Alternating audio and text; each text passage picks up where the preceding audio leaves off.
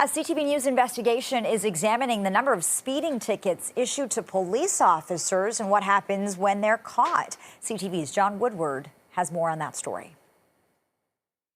The 30-kilometer-an-hour speed limit sign in this photo is just a suggestion to this officer who was ticketed $85 for going 13 over. This special constable ticketed $120 for zooming 59 kilometers an hour in a 40 zone right next to Gulf Road Junior Public School as school buses picked up students. The tickets among hundreds obtained from the Toronto Police Service by CTV News through a Freedom of Information request, as Toronto's finest faced fines from the city's automated speed and red light cameras.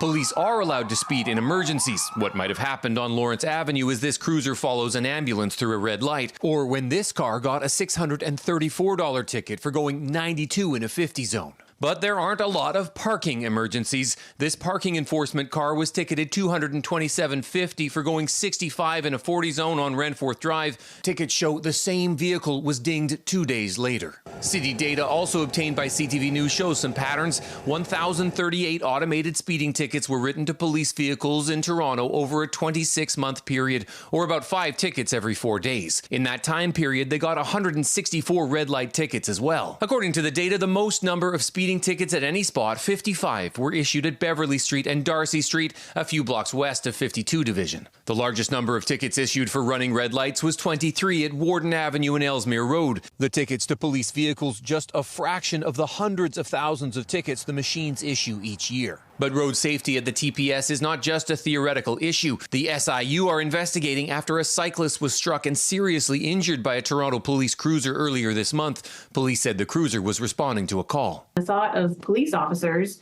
who are paid to uphold public safety are in fact endangering public safety to the extent that they are speeding casually past speed cameras. That's not good. A possible close call here. This ticket shows a pedestrian was in the intersection when this cruiser ran the red at Spadina and King Street. The TPS pays these tickets up front, but says it frowns on unnecessary speeding, saying professional standards determines which unit the vehicle is from and notifies that unit's complaints coordinator, who will then conduct an investigation to determine if an exemption is justified. If the coordinator determines there was no justification, prescribed hours would be docked from the officer's pay as a penalty. The most recent data show automated tickets issued to the police actually rose from 435 in 2021 to 495 in 2022, worrying critics who saw the force get millions more in last week's city budget. Obviously, they've got to look at what system do they have for dealing with these tickets, and they've got to